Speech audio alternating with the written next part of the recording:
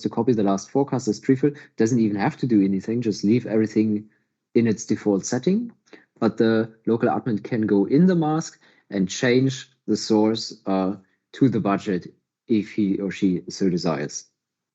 This change is done on a company level, and we would like to have this as a multi-selection based on this TM1 hierarchy, so that the local admin can also, for example, choose entire clusters. Would it be an option to really define it on each individual company?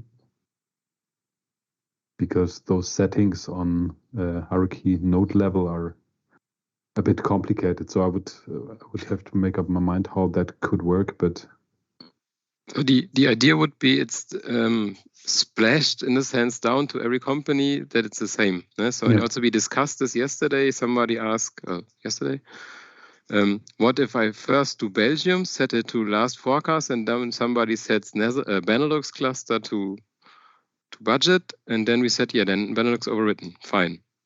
This is fine. So I think this should make it easy, or? No. No? We'll have to see. I mean, splashing will always normally add to the existing key figures. So if you really want to enter it in a kind of query, so one would be the default case coming from the last forecast. Two would be the budget case or something like that. Those key figures, unfortunately, always have a tendency to add up, to aggregate.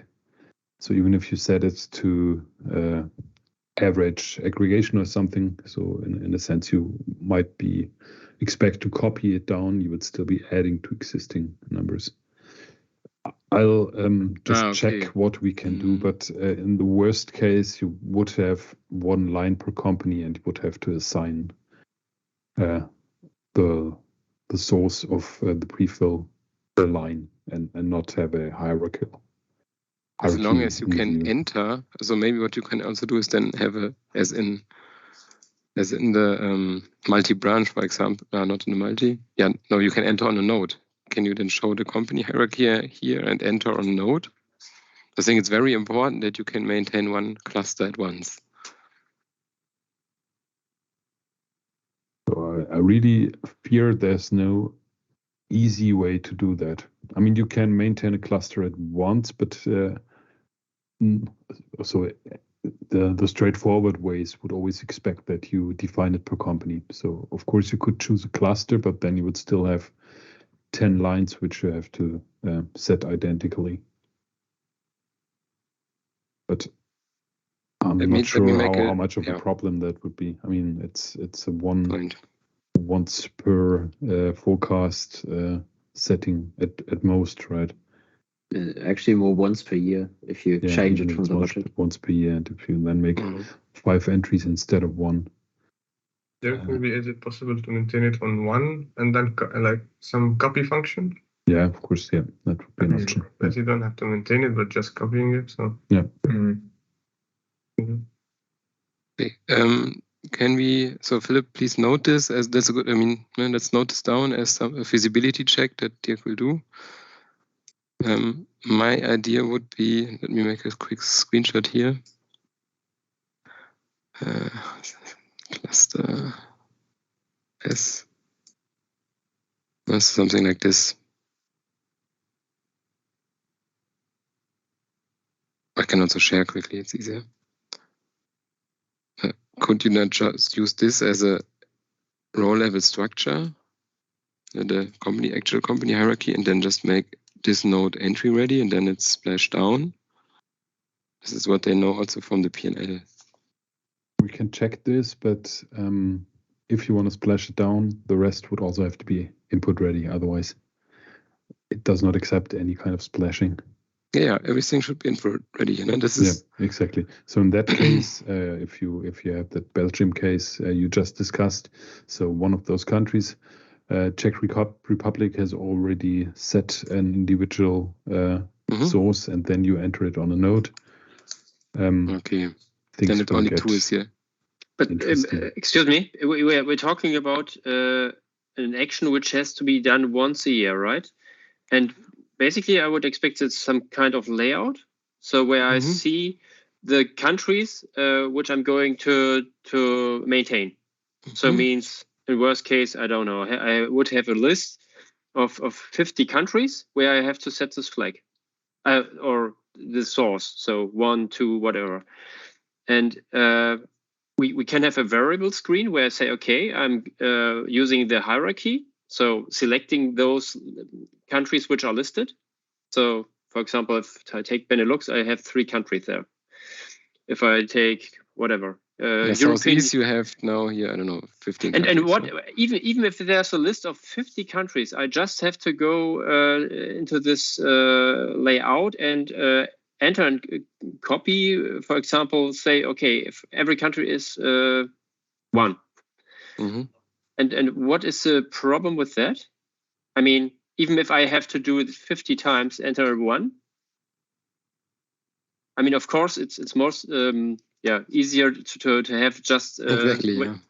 When I say but actually, I guess it's just a kind of admin mask. So yes, I would rather stick to a more simple solution than to invest now a lot of effort into a solution where you can use the hierarchy. Because as a pre-selection, we can use the hierarchy, right, Dirk?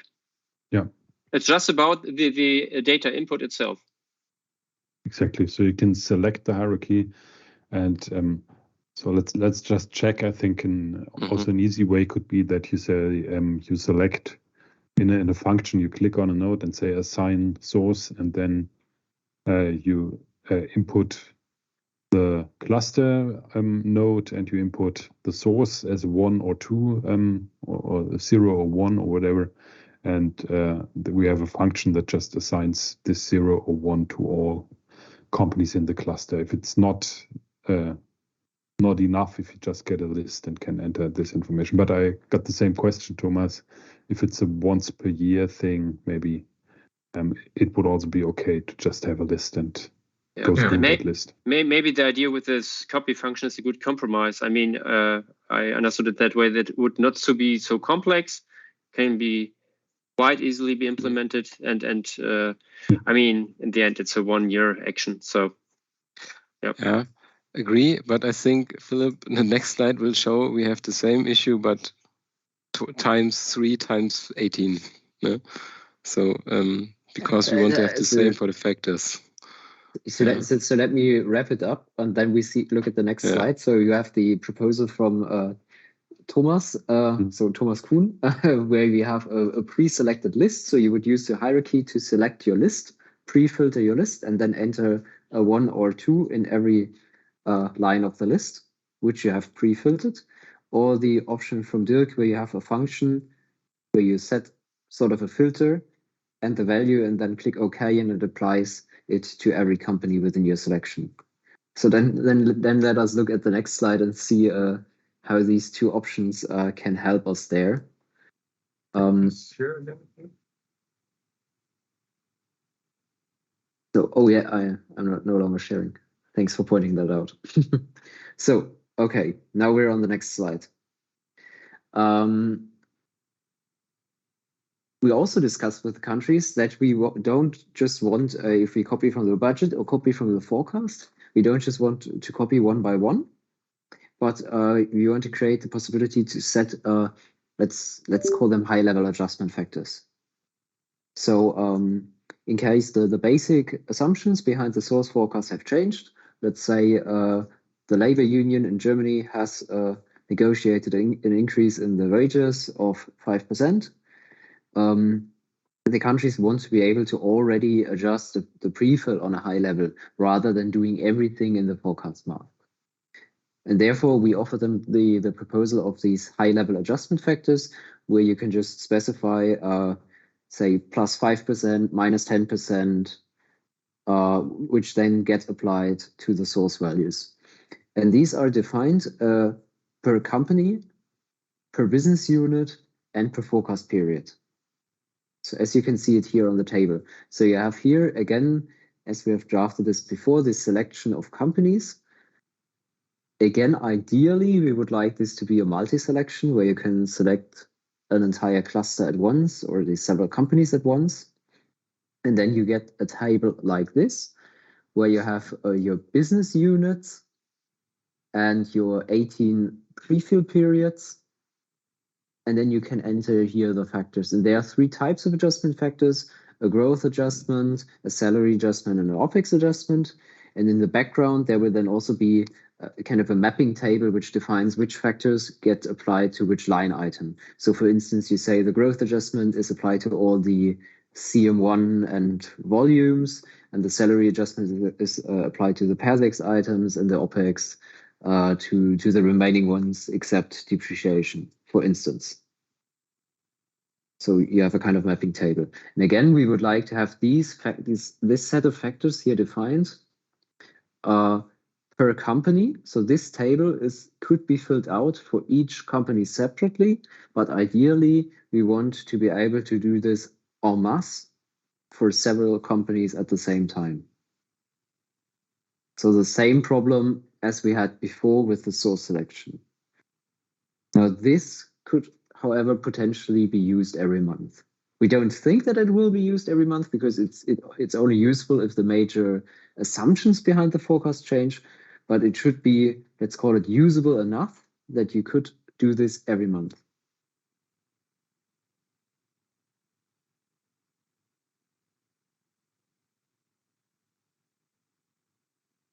Mm-hmm. Okay, understood. Understood the requirement. I don't yet have an implementation idea how that could be done simply or in a simple way, but at least I get what you're aiming for. That's the first step. That's good. But Philip, the baseline is always 0. So yes, every month you would put then increase or decrease factor and. So the base, yeah, maybe we have poisoned the well here with the term adjustment factor in the TDP. Because in the TDP it was defined different way. Here we mean 0 means keep it as is, copy one by one, and then you have plus 10%, minus 10%. So it's not this logic as in the TDP, because we say in the standard case you would not make any high level adjustments, because as I said, they only apply if some major changes are in the external environment or in the company. So in the general case, you wouldn't even touch this table. You would just copy the source forecast as is.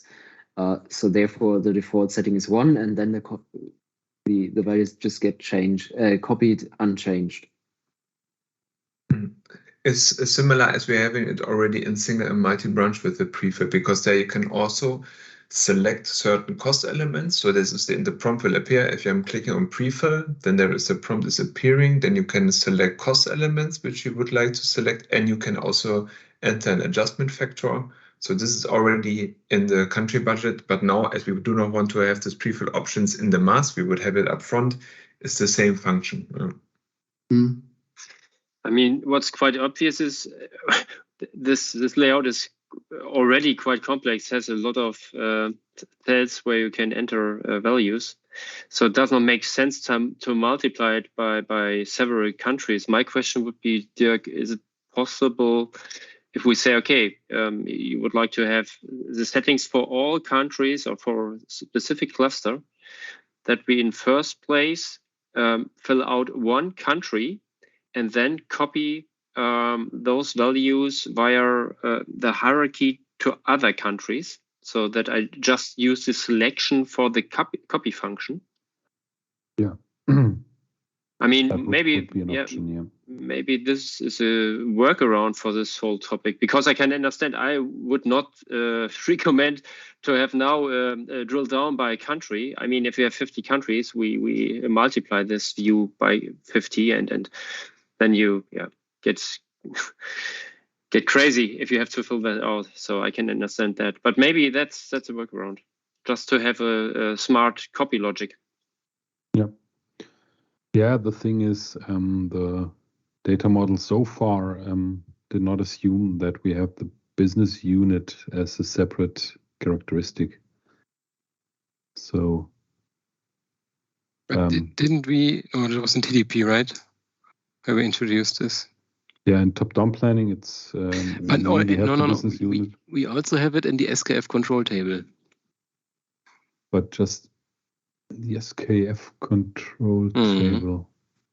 I'm not sure. So there we also have something like business unit specific SKFs.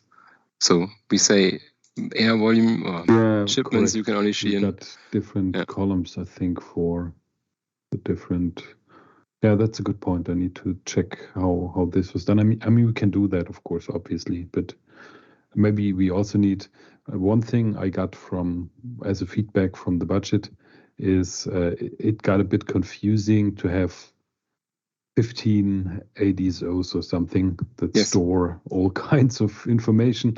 So my aim currently would be to keep the number of different DSOs that we're using, maybe not at a minimum, but not to let it grow to a very high number.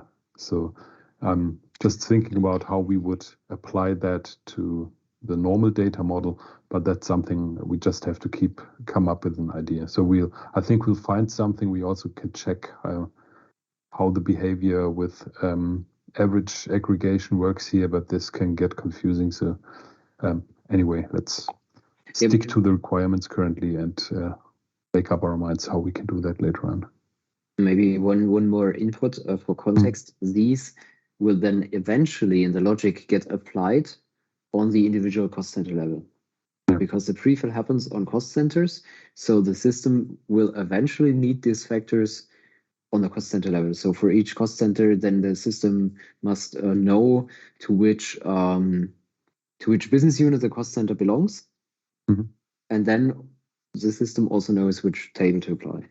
Yeah, because the system knows to which company and business unit the cost center belongs, and then it is clear which table to apply.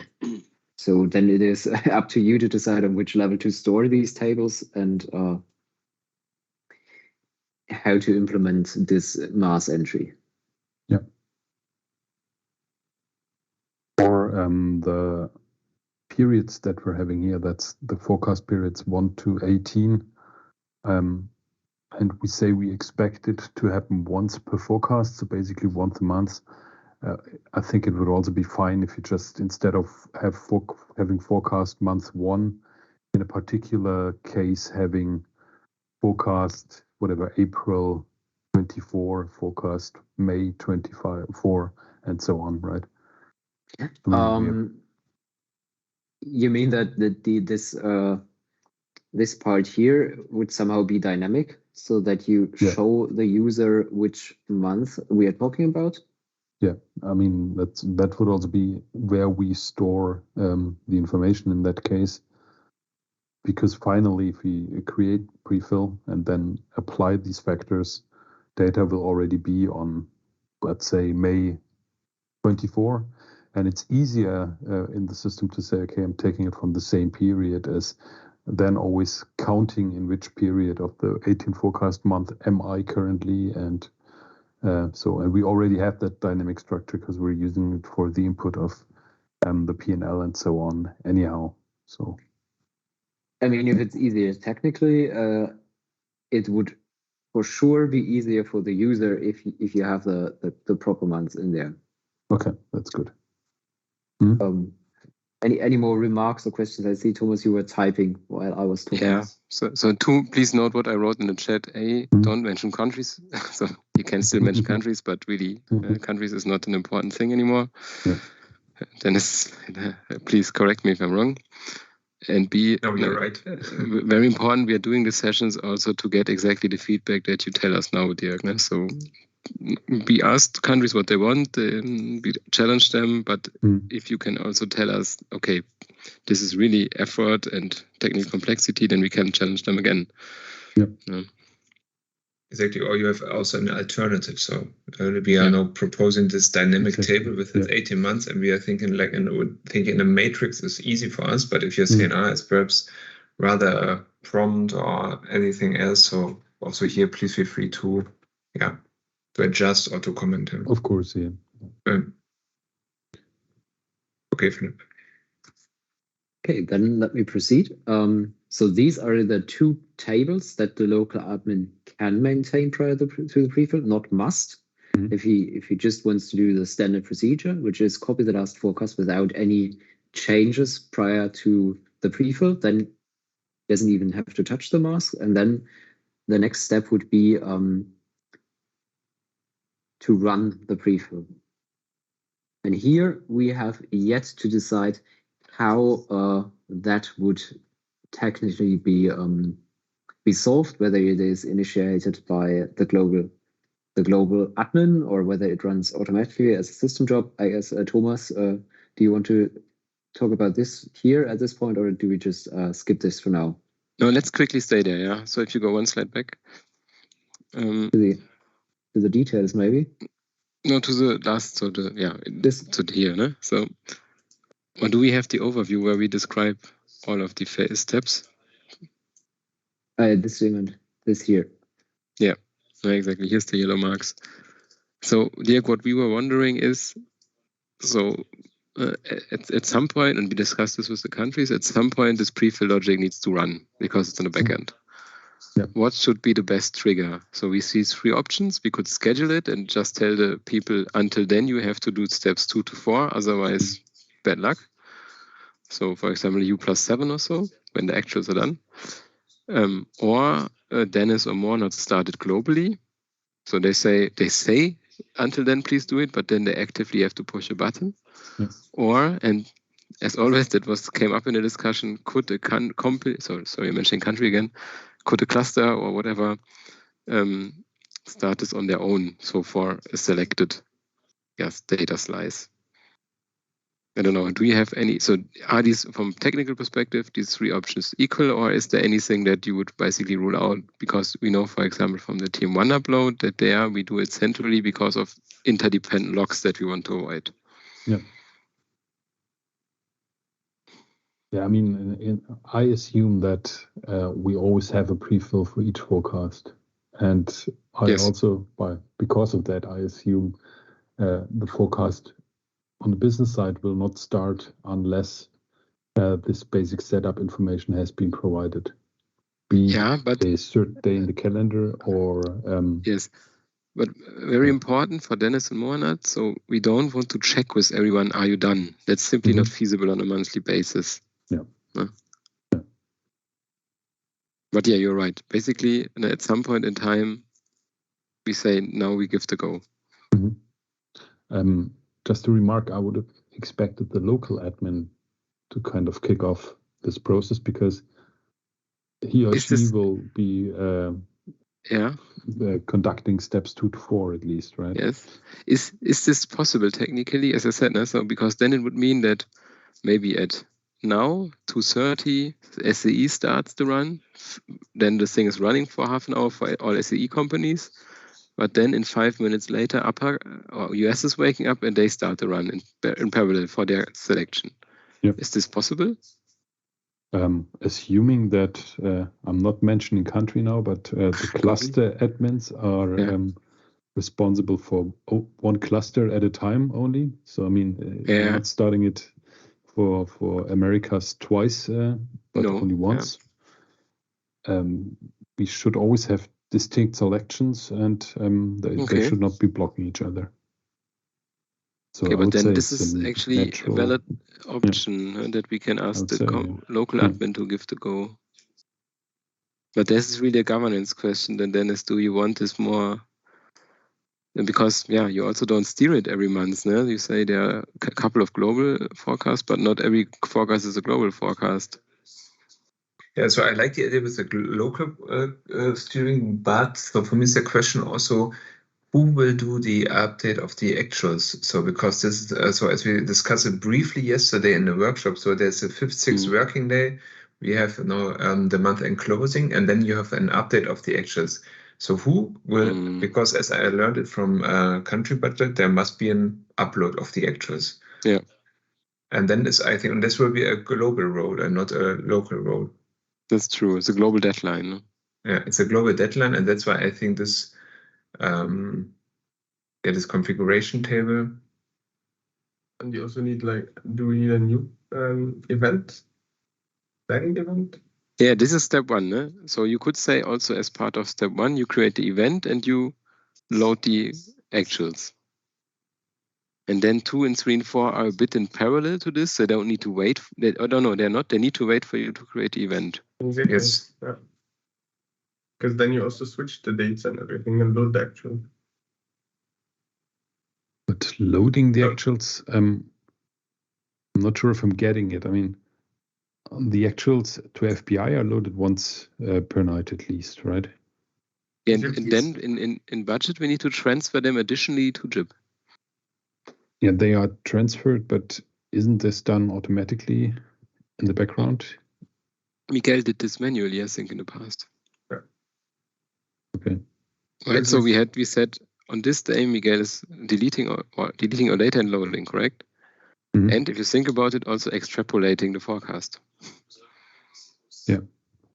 But maybe it was really the case because we, I think you all remember, we didn't have the flexibility to system-wide define which is the last actual period and when the forecast is starting and how it's calculated and so on.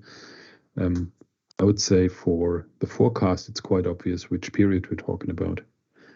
I mean, if I'm doing the forecast for March, then it would be February where I need the actuals.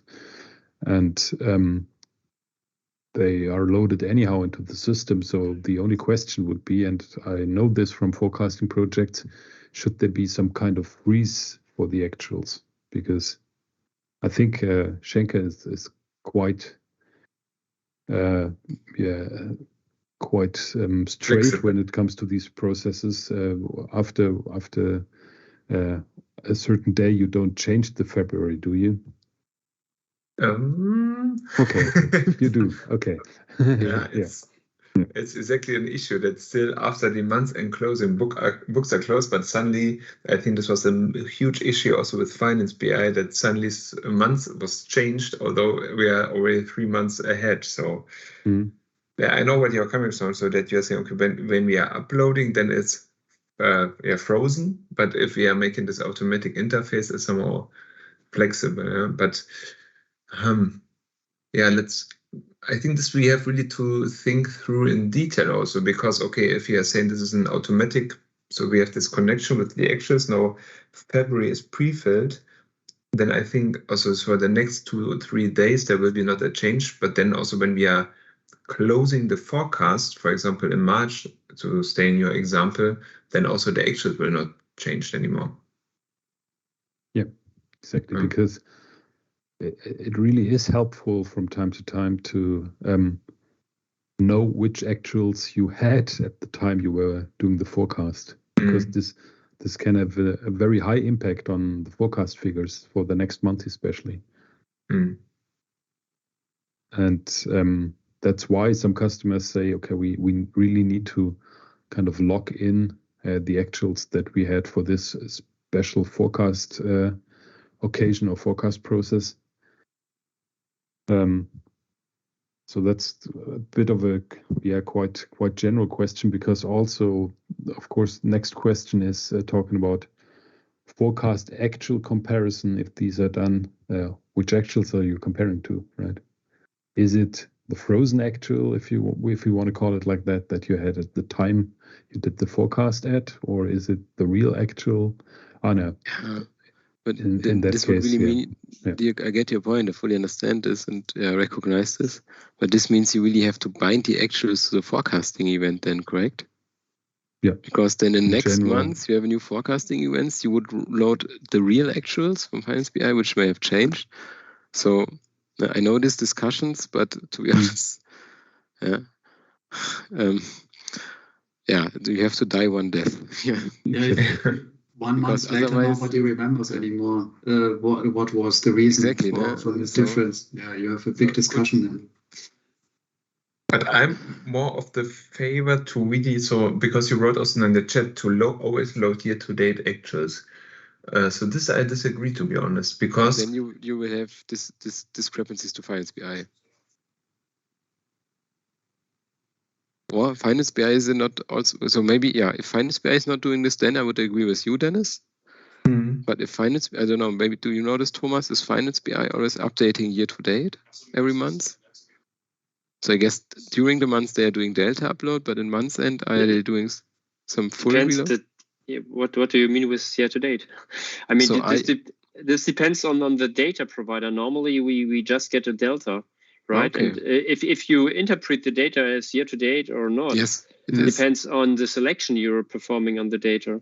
To be honest, at the moment I'm still struggling with this uploading of actuals. So basically, what Dirk already underlined. I mean, if you want to have the historic truth, so if you want to freeze your current data, then it would make sense. But basically, we're just taking the actuals as potential copy for the forecast, right? No, they form part of the year-end value. That's the thing. So you have, I don't know, now in you're doing a forecast in July, then you have 6 months actuals in there and 6 months forecast. That's you're right. Thing. What Dirk mentioned. Okay, if you have backdated changes, of course you're changing your okay, I got it. Okay. So and to validate my understanding, so what you describe is, let's say we are in June closed, but somebody does a change in April because yes, correct. The delta will write it through to Finance BI. So the Finance BI actuals for April that's really a tricky situation. Yeah, I know I agree with you, Dirk. In other projects, we also froze the actuals to the event then to be able to reconstruct what was the full year forecast that was submitted.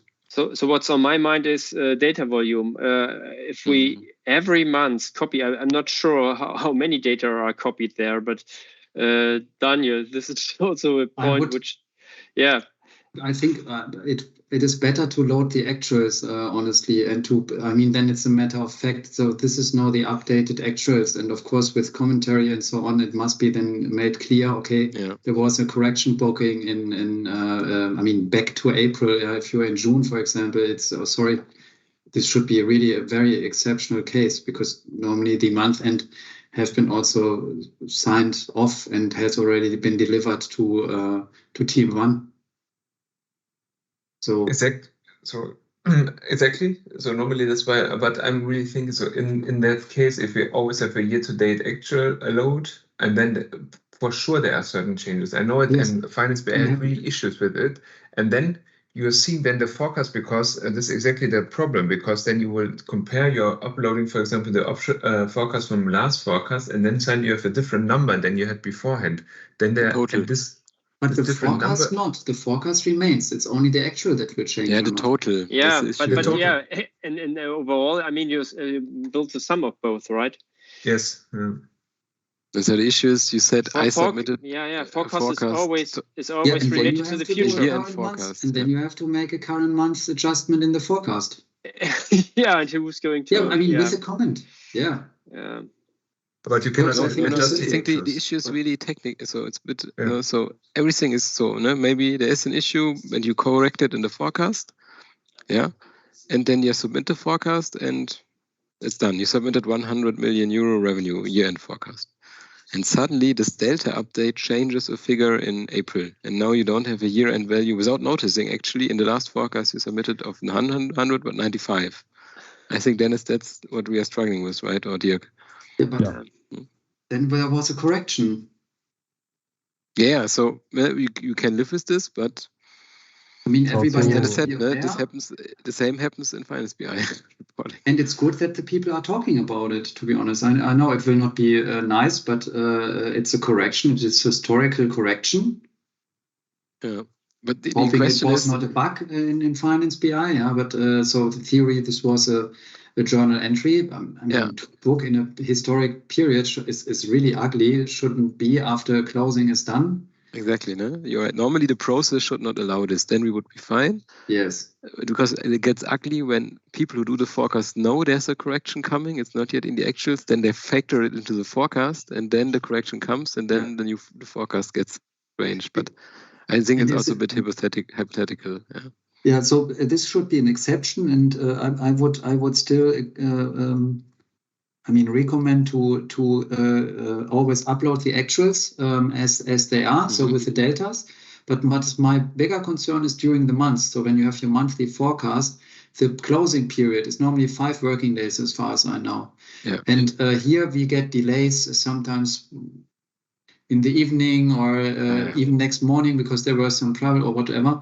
And there are still updates, continuous updates. And then you start, and that's a question, when is your forecast taking place, the monthly forecast? Is this something what you do already during the first 5 working days in the following months? When is this planned? Sorry, probably this was already clarified, but so what is your timeline there? It's not clarified yet. That was also a question that came from the countries. What we can tell you is, for example, FC3. Dennis, we could look at last year FC2, what the timeline is. Or Monat, I don't know. I don't have it here. Mm-hmm. Maybe do you have it? But for the monthly ones. Exactly. So the monthly ones is more. So the forecast 3, of course, it's a longer period. They have to adjust. They cannot only rely on the pre-fill when we are considering really on the monthly basis. So this we discussed briefly, Thomas, yesterday. It's then 5th working day is the month end closing. Then 6th or 7th they are starting, or then the 6th they are starting with the pre-fill. And then it's exactly we have to define how long they have time. I would not say not longer than 1 week where they can. Okay, but it's after they start, after the actuals are finalized. Okay, yes. I was just wondering whether they are doing it already. No. After the actuals are finalized, yeah. But then I think we can also follow the Finance BI. So whatever reflects the changes done in Finance BI, if it's reflected also there. I mean, at the end of the day, they are the ones who are doing it.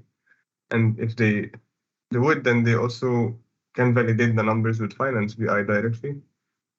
And I mean, even if it's closed, but sometimes there are corrections that has to be done, wrong booking and something like this. So, and I would definitely always load them during this time. So during month end, we load the data. I think 3 times, Thomas, if I'm 3 to 4 times even per day. Yeah.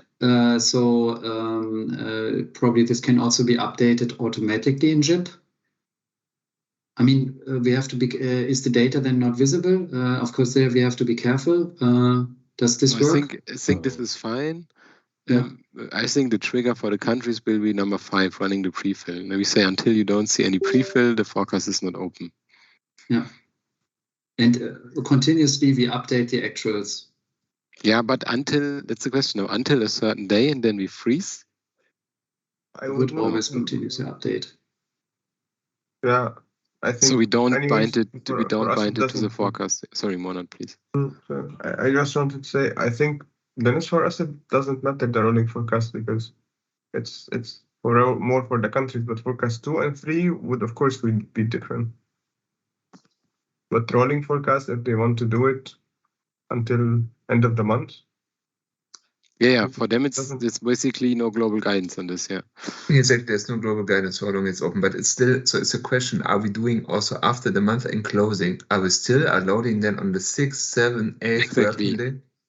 So is this the question? Are we doing this or not? So there are 2 sides. So one side there might be changes also on the 8th, 9th working day because they are correcting something or they're reposting it. Then we would have in the forecast. Then we would have this change in the actuals of the forecast, or are we that strict and saying, okay, after the official month end closing, 6 working days, we are uploading it 3 times a day, but then on the, 7th or 8th days, we are not uploading again the actuals, because as I understand Finance BI, they are uploading the whole month every day, the full upload. Yeah.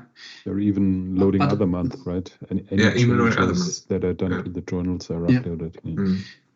Dennis, but imagine there's a correction booking after closing is done, and now you stop, and nobody realizes actually. So the forecast remains then is not corrected.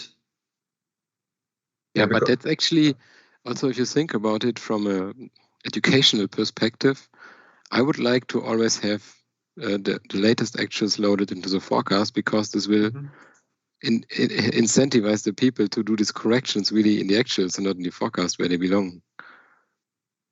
Because what we are now saying is, if you stop at day 6, no more update, for example, and then they make a last minute correction, they have to do it in SAFA, then they see it in Finance BI, but they also have to do it in the forecast. That would be the advantage of having a continuous update at you, and also it's easier technically. The disadvantage is we cannot freeze in the year end or the total values because, yeah, if there's a correction, it simply goes through. And that's a bit the trade-off. Huh?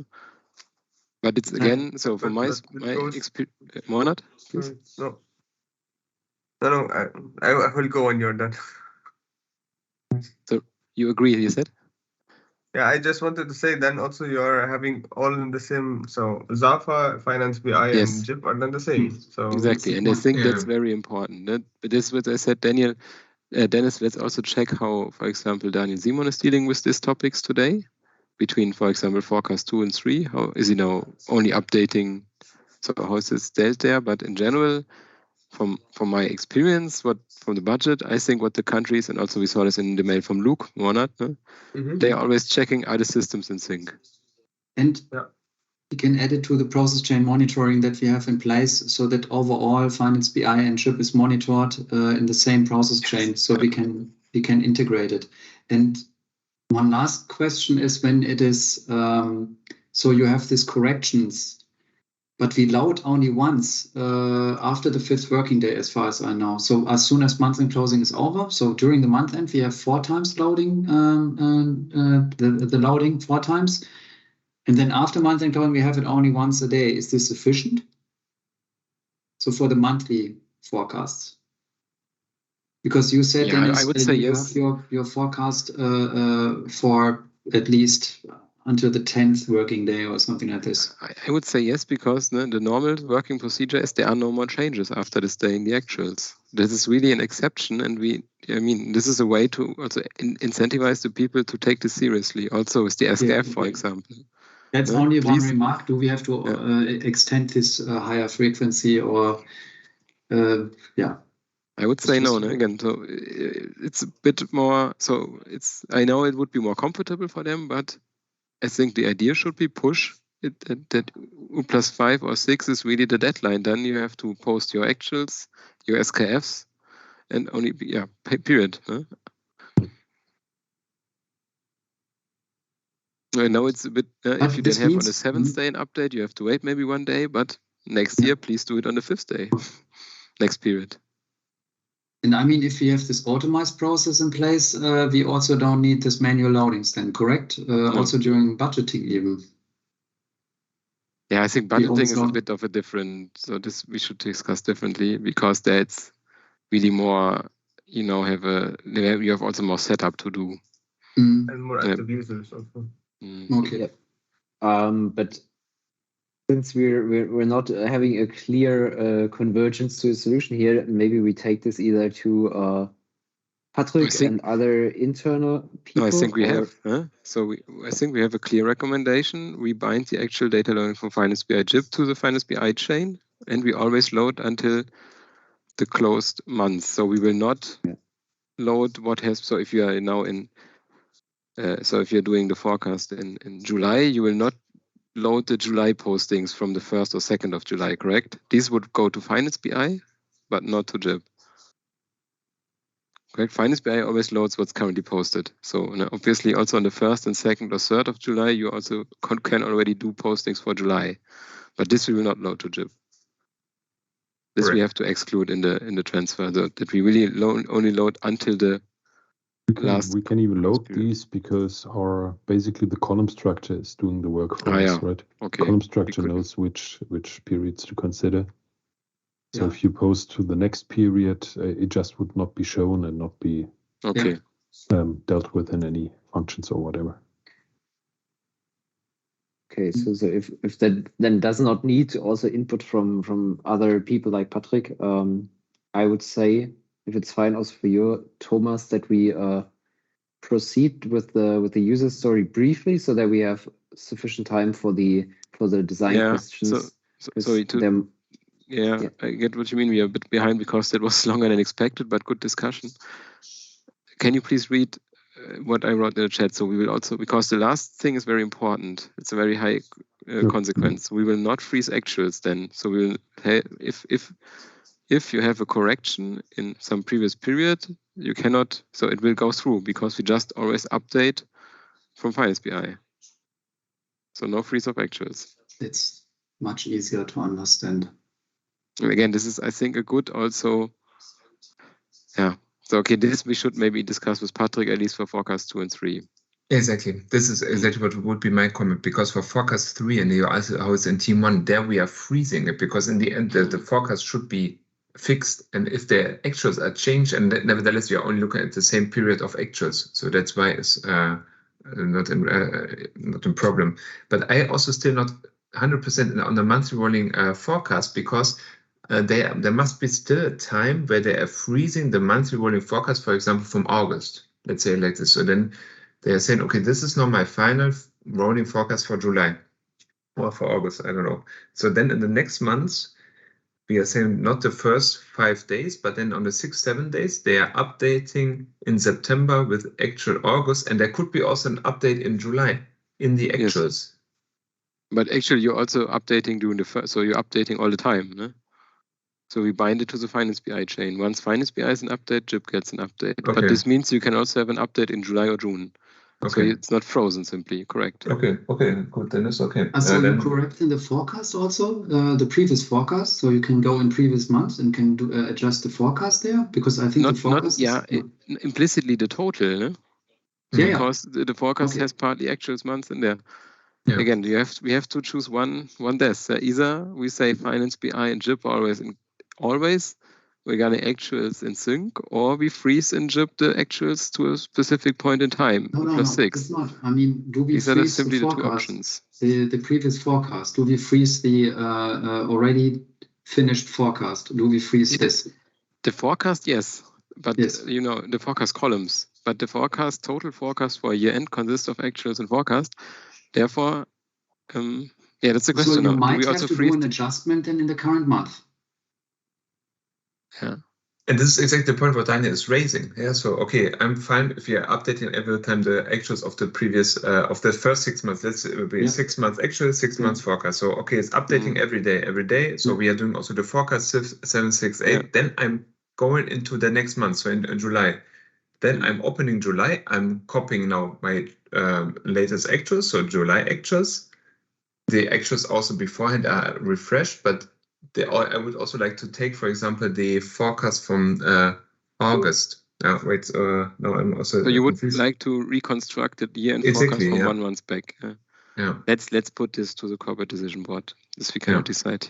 Yeah, exactly. This we cannot decide. Yeah. I would not adjust historical forecast.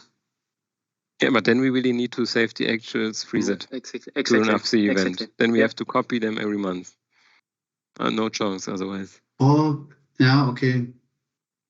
I mean, you can on an admin level. Daniel, you can discuss now. I mean, I think the original approach was to copy the actuals so that you have a frozen copy of that, and then add your forecast, which delivers the overall forecast. I'm not sure if we say, okay, we want to stay flexible until the point in time where the user says, okay, now I'm finished with my forecast. Now I want to save the numbers.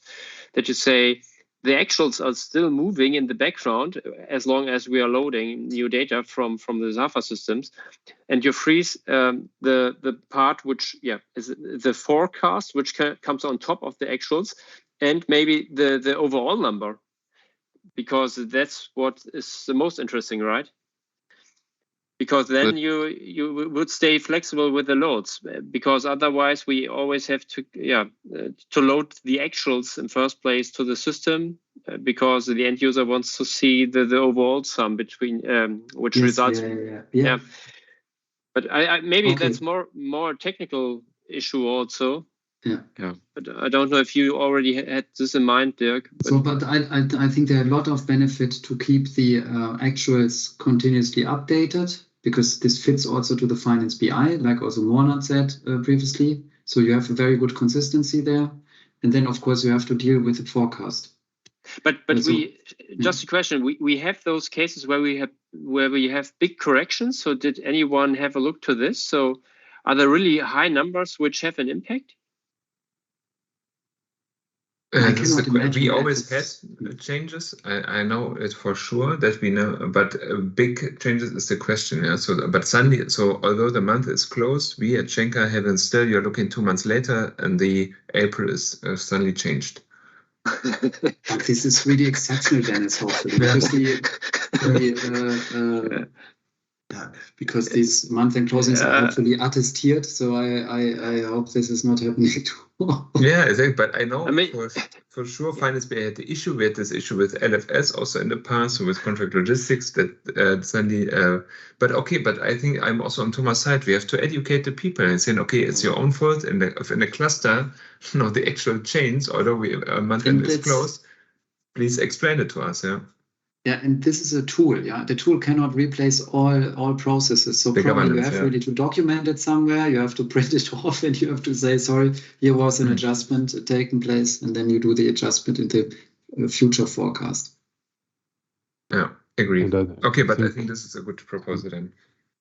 Thomas, if I understood you right, Johan Deiter, Thomas Johan Deiter. Since we're having a rolling forecast now, that year-end forecast should maybe also not be the main area of focus, right? Not anymore in the future. Except in FC2 and 3, for example. Okay. You're right in general, but okay, now so I think we have the task now to check it on corporate level. If they can do what Daniel proposed. So a continuous update of the actual, and what should it mean for the forecast? We can work with this assumption now for the technical design, correct? The working assumption is we'll keep the actuals alive and kicking, and we don't force anything. Okay. Yes. And then to close this off, because the original question was on number 5. So what would trigger then the actual pre-fill run? And so what's our conclusion here now? I understand we like to have the local admins trigger this on their own? Because we say also in the normal monthly rolling forecast, it's more a local process. Or then would you say it's a global process where you hit the button? Because to be honest, it's no way you hit the button on day 7 or so. No, please run the pre-fill. No. This should be really in the local responsibility, I would say. So if you're having this actual upload now, so automatic uploads, let's say it like this, so that we do not have an influence. The question is only we have to, of course, create then the event. So, or perhaps it's already saved. So they have to select the local admin, the right RFC event. And I would really leave it in the local responsibility. Okay, then I think, Philip, you can update this here and say the local should do this. Also now at DRQ confirmed in general, if the selections are not overlapping, this is working fine. Yeah, the only thing is then really if you have a continuous actual update that maybe we need to tell them, please don't do it between this and this hour or so. Yeah, exactly. Because so I'm thinking about, for example, plan allocations. If they are loaded, they always are deleted first, I think, and then loaded, at least for the budget. So they we should avoid that they create a situation where they run a pre-fill and the base data, so be it, for example, the actuals or the last forecast, is somehow inconsistent. Yeah. Okay, but then let's do it like this. Okay, now Philip, to the actual topic. What should this run really do? How should it pre-fill? So then, after the local admin has gotten his or her chance to use here the function to select a different source, namely the budget, and to enter adjustment factors, use it or don't use it, however they like, the pre-fill is initiated, as we have discussed now, by the local admin, if possible. And then the pre-fill values are generated. So after that, each local planner ends up with a fully pre-filled planning mask for both the P&L and SKFs. These we have discussed in the last sessions in great detail. So the further steps in our user story I will just show very briefly because we have discussed them at length and they are very basic. Nevertheless, it might be useful to quickly recap them at least. So the user gets their pre-filled mask. Of course, what figures they see depends on how they select the filters. So yeah, here they can then go into the mask and use this mask to check their figures, see if they make sense to them, and adjust selectively if needed. You see you have another topic, but Thomas, if it's fine for you, we won't branch off here for this sticker. but continue. Yeah, this we will have a meeting anyway, I think next week. Okay. So then also I skipped this very verbose slide here with too much text. I would rather show the example. So in order to check the Excel and the actual and the forecast values, the pre-fill and adjust, the local planner can then use the filter selection. These also we have discussed in great detail what filters they need. Regarding the multi-company selection, we're still waiting for the final discussion on the currency, but they can basically open one or multiple companies and also multiple branches and profit centers to get a flexible selection of planning views, look at the figures and adjust if necessary. This is done in the usual sequence, but first for the SKF, so the volumes, shipments, and FTEs, and afterwards for the P&L, because this is a sequence which makes most sense. Of course, then you can enter the values in the individual periods, in the year end, and you can splash and phase. And I won't show these details here. This was just very, very basic recap of the GIP logic for the countries. How you can enter them here. You can also copy entire lines from a previous forecast. Now, this is where it gets interesting again, because we discussed this with the countries, whether they still need this. So if we say the default pre-fill is to copy from the last forecast with adjustments, do we still need this copy function?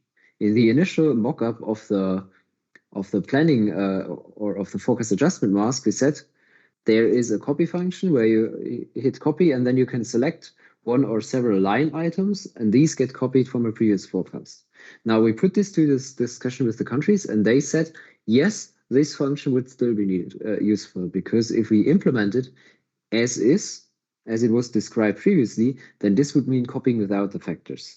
So a local planner, yes, if they don't like the factors, they can still copy here for selected items the unchanged values from last forecast without any interference by the local admin and his or her factors.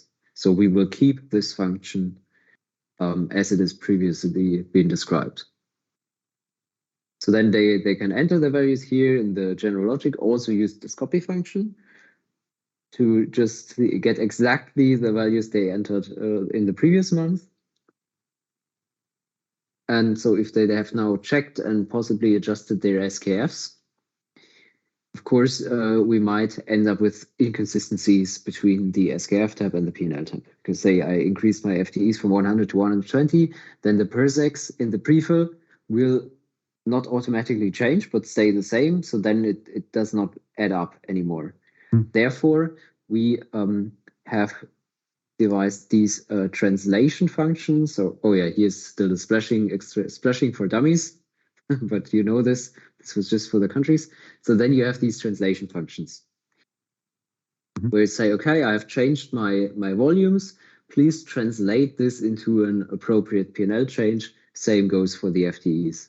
And here we still have to define with the business unit controllers or central controlling the proper business logic to do that. So we really have to identify which line items are affected and which are the calculations to change the pre-fill.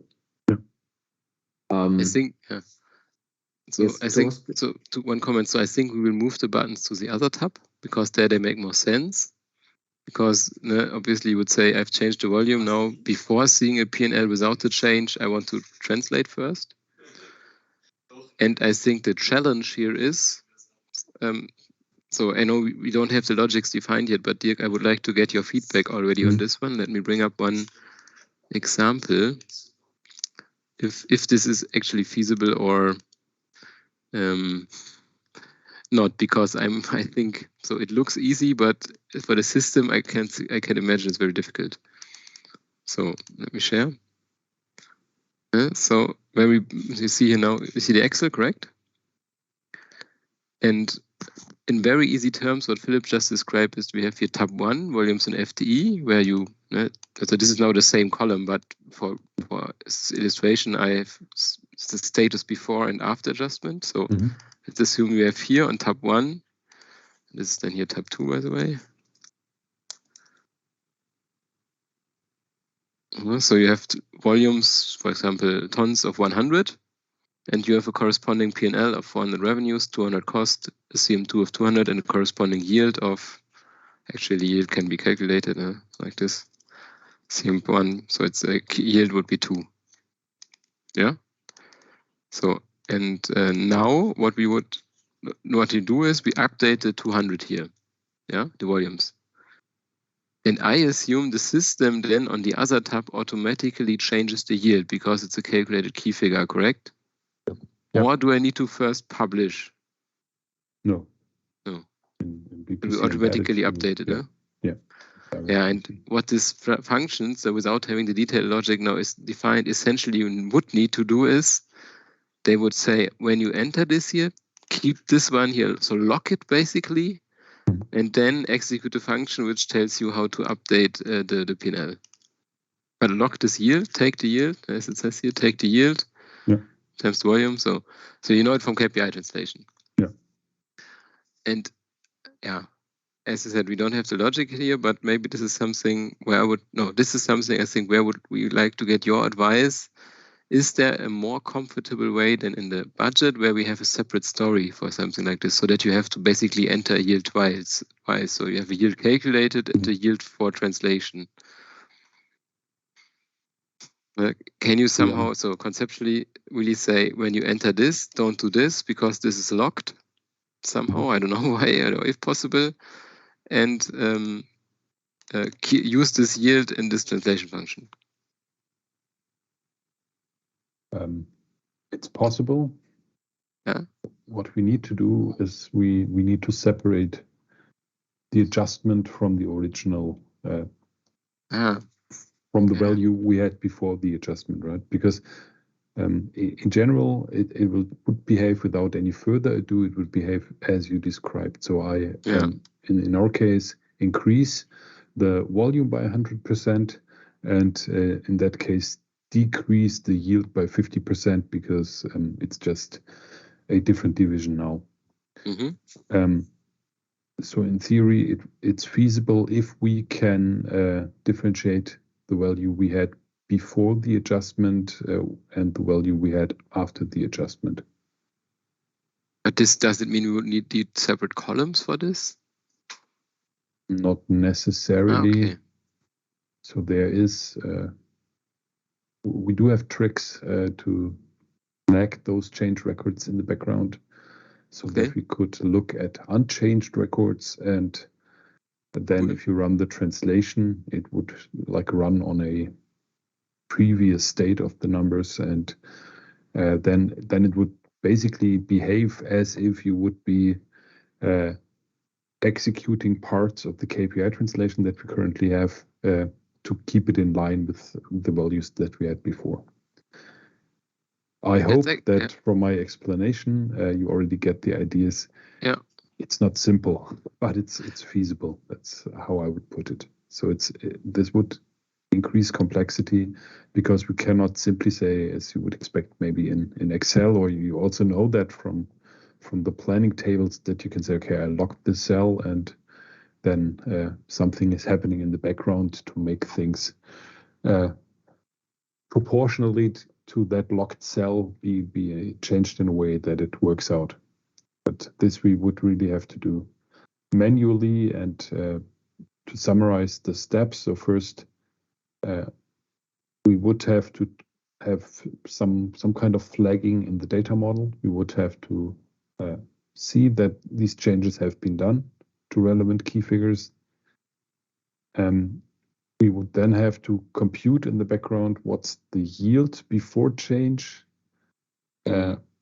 what's the change, and how can I reflect this kind of change with the changed yield that we would get now, or how can we backwardly calculate the yield in a way that it works fine, changed number.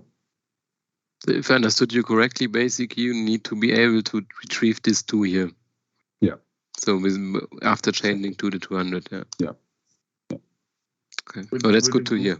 Would it make it better if, Dirk, you have, for example, 2 lines of yield? So one, call it yield pre-filled or yield calculated, automatically yield It wouldn't be the pre-fill. That's the problem, right? Yeah. Because it's the last state. The unupdated yield. Yeah, exactly. Something And like to that. calculate this unupdated yield, this is bringing me back to the exact same problem. I need to differentiate the update from the previous state that I had. So on the system side, you could say this change of the volume in that case gets flagged, and the system knows, okay, this is the change that has been done, but has not yet been incorporated in the calculation of the other key figures. So I can leave it out. If I calculate the yield, I will see my 2 in your example, yield of 2. And then I can see, okay, including the change, I have a volume of 200. I have a yield of 2, so I would have to have a CM1 of 400. And I need some kind of splashing logic in the background so that I get the change of 200 in that case and splash them. And afterwards, I delete all my flagged changes or the flags from these changes, let's put it that way, so that I get a new clear plate and I can say, okay, that's the correct yield with the adjusted volume. And to make things more complicated, of course, I assume this is not only true for volume, but also for other changes probably. Yes. Basically, for all SKFs, I guess we will have one translation logic. Yeah. So it could be that we group them. So I think that's what the idea would be. No, basically 2 or 3. So we have volume-based translation, and then we have the FTE-based translation. Yeah, and shipment, maybe. Yeah. But this we still have to define. Yeah.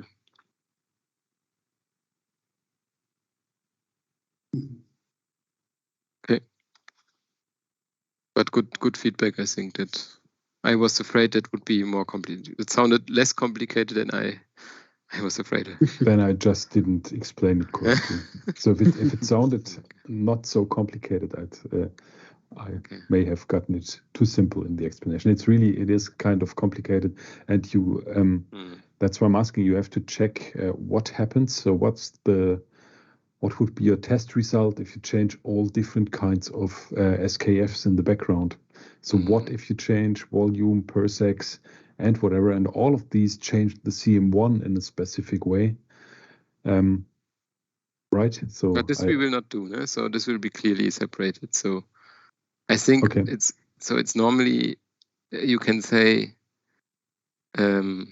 it's one volume KPI. It's either tonnage or TU. Technically, these are multiple because they are split into import and export. This is changing the CM1 or revenue. And then you have the FTE. This is changing the persex. The rest we will keep unchanged. Yeah. So keep it simple. Okay. So is this then a separate entry sheet? So you push this button and then where is this maintained, this volume change? This is what I said on the previous one. So I think the buttons here they need to move to the step here. Okay. Step 3. Okay. Now we need to move the button. Let's directly do this, Philip. Afterwards, move the buttons. Okay, and then they change the volume, and then but this is normally what they do. They just change the volume, and now the question is, how is this translated then into the new revenue? Yeah, CM1. Yeah. So I think it sounds also conceptually more complicated than it is. I think Lara described it quite good, Dennis. So it's very few ingredients in the end.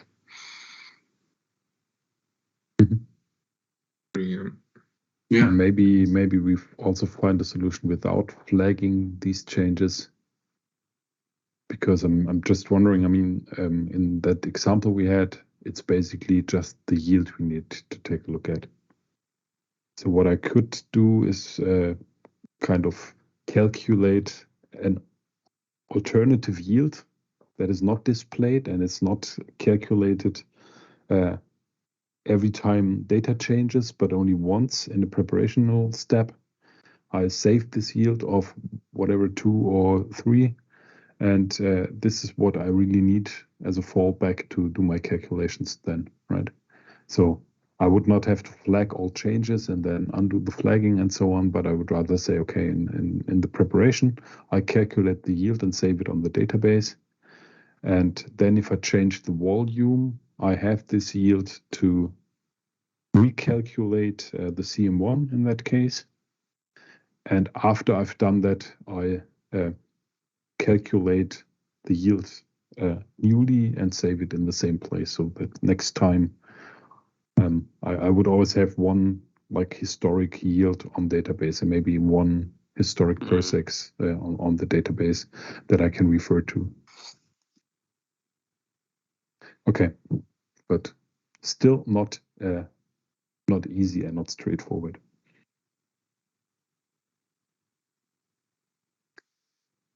Okay, so after then the user has clicked on this translation button, the prefill in the P&L has then been changed to properly reflect and be consistent with the adjustments that he or she has previously made in the SKF tab.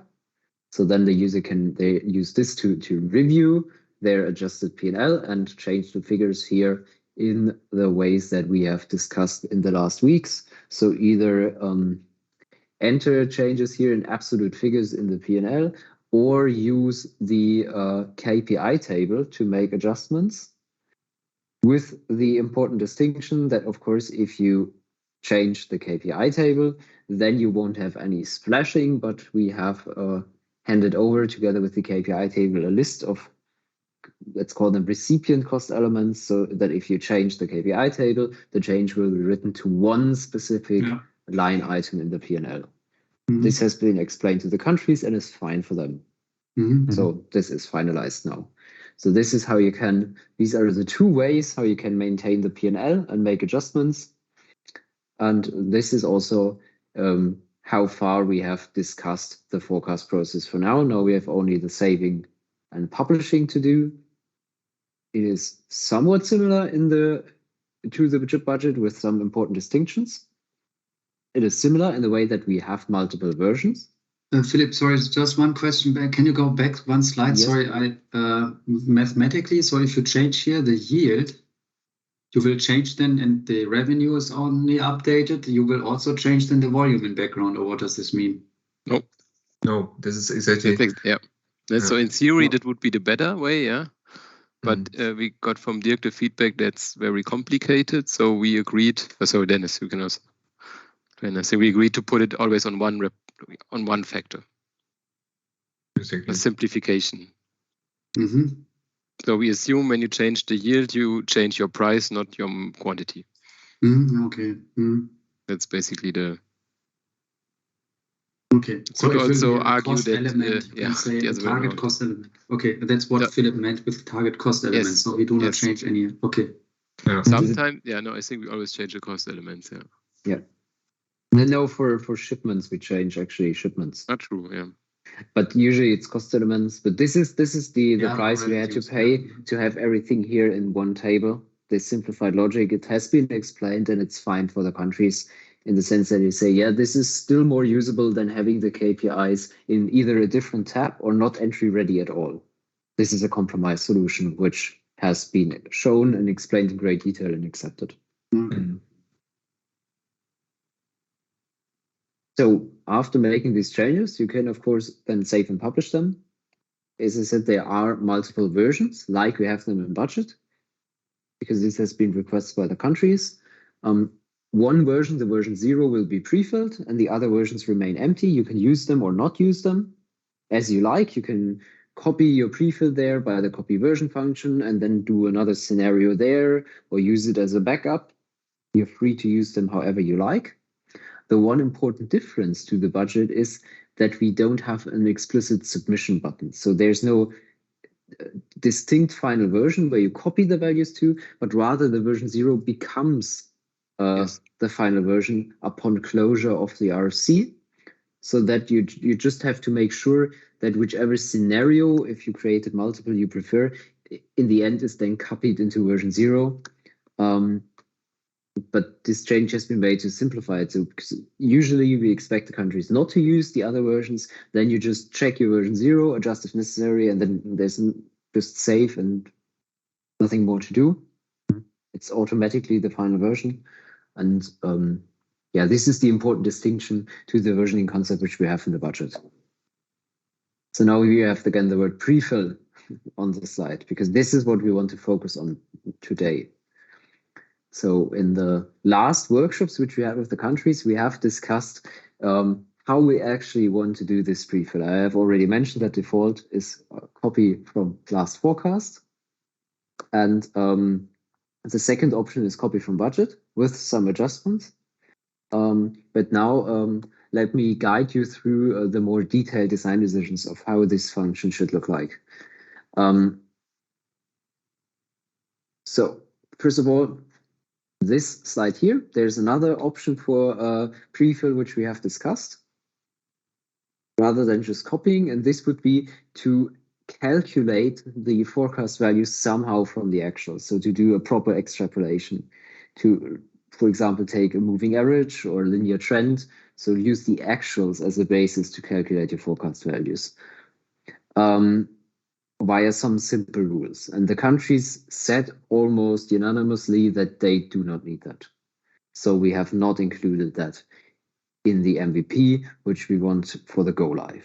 However, we still think that it makes sense for some selected business units and line items. So we would still like to keep this idea in the background and implement it as sort of a, let's call it a pilot project or a backtest. This idea here. And so we are still in the process, identify a good, let's call it a good business unit for that to do a test, for example, soccer, and then the line items, and we want to create this in the background. But this is not part of the go live scope or the go live critical scope. And it's also not part of today's handover, but just to keep in mind that this idea has not been completely scrapped. It's still there, but will be on the back burner, so to speak of. So this here is what the countries agreed to do as the default option. And we have three basic design questions, which we discussed with the countries for this option to pre-fill from forecast or budget. So the first question, we do not have to discuss in detail because you already know this was whether to use the copy function in a very basic form where you just copy one-to-one, or whether to apply adjustment factors. And as you already know, the countries decided that they want these adjustment factors, which we have discussed already, so we can skip that.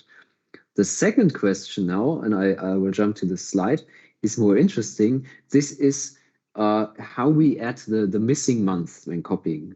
Because if we copy from budget, we always have 12 months in the source, but we want to pre-fill 18 months. And also for the RFC, usually you have at least one more month that you have to fill. Potentially more, because we said I guess it was on the 18th, on Monday, when we had this long Q&A day, that we want to do a cutoff always after the end of the previous year. So if we are now in 23, we will not generate any pre-fill beyond the end of 24. So at this end, in the meantime, we also said we don't want any pre-fill to be generated beyond the end of 24. So if we are, for instance, in doing a forecast in December of 24, then this will only be 13 months, just the forecast for the December and the year 25. And if you now move then to January of 25, we need to go to full 18 months again, because then we will show one more year. So then we have a 13-month RFC in the source and an 18-month pre-fill period as a target. So we have to cover the difference. And the question then is, how do we do that? And here we agreed, since we have many figures here which have a seasonality in them, to do, let's call a matching months copy. So here in this example, you see the months here, and there's one more, there's a December, and here's a January, and we want to add a further month here to January. We take the January of 1 year prior as a basis and apply a year-over-year growth rate. And this year-over-year growth rate comes in via the factors table. It's easier to see if we have the time to go in the really in-depth Excel example, but this is basically given in this case by the factors table already, this growth rate. So you just take the forecast value from 1 year back and apply the rate. We can do this for 1 or for several months, because say in the maximum case here, we have to generate 6 additional months if we cover the distance between the budget and the forecast. I have one question. So the statement here, what is marked in red, is implement C1 if copying the last month can also be done manually when required. Yes. I mean, technically, Dirk, you know better, but if this is here really a challenge, is the manual entry not perhaps the best? So the manual copy, is this not probably the best? Well, instead of having here a parameter in again and 5%, it's just a question here to the round. I know we discussed this when we were in Essen. It's only perhaps to reduce complexity. So are these, because can the people still remember it's complexity? You have a parameter table somewhere. Just a question. Let's reduce here further parameter tables, and perhaps there might be then a manual step. So we have made a proposal here, and we can check, well, we would like to check with you now whether this is feasible. It's in the full scope. It is in the Excel, and if you have the time, I can show it. I really would like to show it, but let me first describe it here. Our proposal would be to solve this again via the factors table. So per default, so that you saw earlier. So this, the one that you see with the business units and the months, and we said for instance, so we use the same table and you maintain this 5% in this month. Exactly. Okay. Yeah. Then you don't have another table. Yeah. Okay.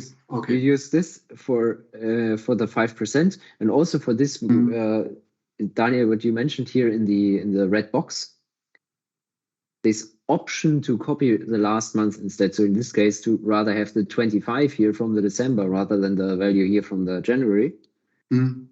We had the proposal to let users put, let's call it a marker value in the table.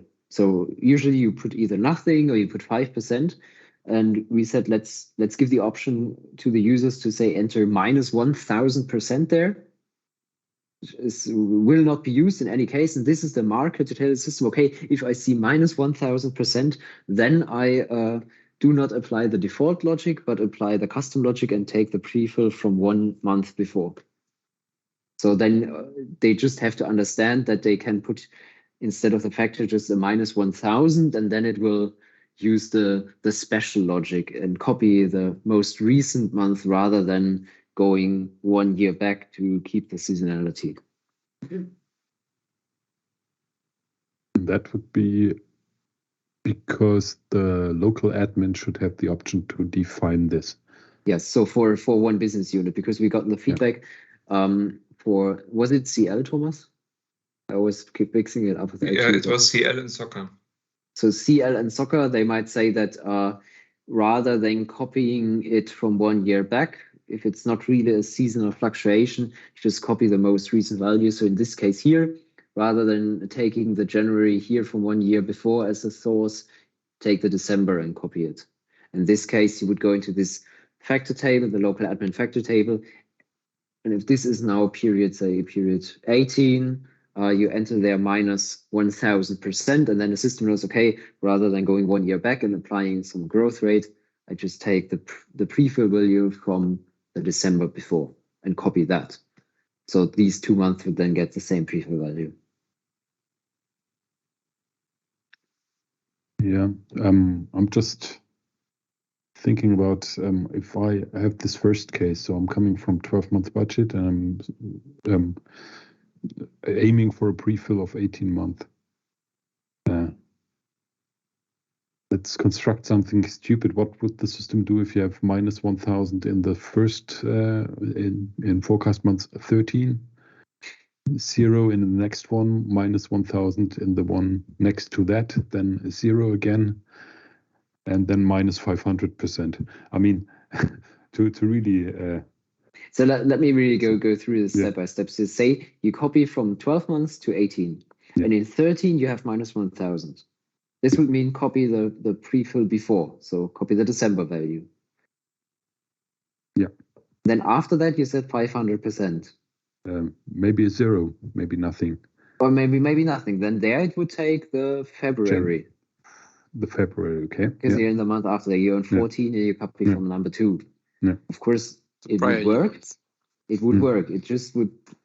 It would not make sense, yeah. Terrible we discussed mess, this earlier, Philip and I, because then but this is then up to the users. Of course, it's stupid. May I interrupt? So basically, I have really a problem with this -1000 because I think, this is not the technical solution. It's, I mean, you're raping the system. So I guess you're gathering the business requirements. So of course you can state, okay, we would like to have both options, and maybe we have to think how to implement that. But with this -1000, I think, because this is really knowledge, I don't think we would like to solve it that way, because I mean, if there's a more elegant solution, then we go for it. Yeah, we should look for the. I mean, in first place, we have to really look if we need both approaches, and then we come up with a technical solution. I would suggest. Okay, but then let's make it. Sorry, Dennis, you were saying something. Yeah, exactly. So I would also rather let's be also here very precise and open. So I think the preferred option is C. So this is also, I think it's realistic what we need. So from the previous year, the actual month plus a growth rate, this is clear. So in some cases for soccer and for CL, it makes sense to having this from the last months. So if there is a solution like a button or like another, and like the phrase from Philip, elegant solution, I think we should go for it. This was only an idea from our side, Thomas K. But if you're saying there's another option, we should also go for it. Yeah. But then let's really, as you said, be precise. Let's the moment say C is menu is requested. B, don't think about it at the moment. Let's first build C and then think about B. Okay. A, you mean? Yeah. A. Yeah, sorry, A. Yeah. A. Yeah. So B or C, B and C is basically the same, but with now 0%. Yeah, you're right. Exactly. So A, we will not. Okay, then. So Dennis, we are fine from business. We're saying we check the requirements. It would be more complexity, and for the moment we don't need it. So let's keep it out. And really, also because the discussion was ambiguous. So Jano said he doesn't think it makes sense. Some people said it makes sense. So Veronica and Antuna said for soccer it makes sense because there you have the latest FTE. Because of course during a year your FTE could increase. Then that's why your personal expenses so either increase or decrease. That's why she said especially for soccer last month makes sense. Veronica said for CL it makes sense because there we have already more stable business than in the other business units. So I would not say it's not an option. So I would say so PCS you have to investigate. So because this copy from last, sorry Thomas, so this copy from last month we have also in the single CC, so it's already there an option, and so C I think is the way we have to implement for sure. A, please check what is the best solution here. Okay, but then it's clear statement. So basically, in the end, you want to have both. So if A is not, I don't know. Big effort, lots of complexity. Yeah. Yes. Yeah. Is this fine for you? Yeah. Yeah, Dirk, from a technical perspective, I mean, we need to implement a copy function. Basically, this I would call it an offset, right? I mean, if we are working with 12 months or 1 month, is this more or less a parameter for this copy function, or does it become more complex? No, that's about it, basically.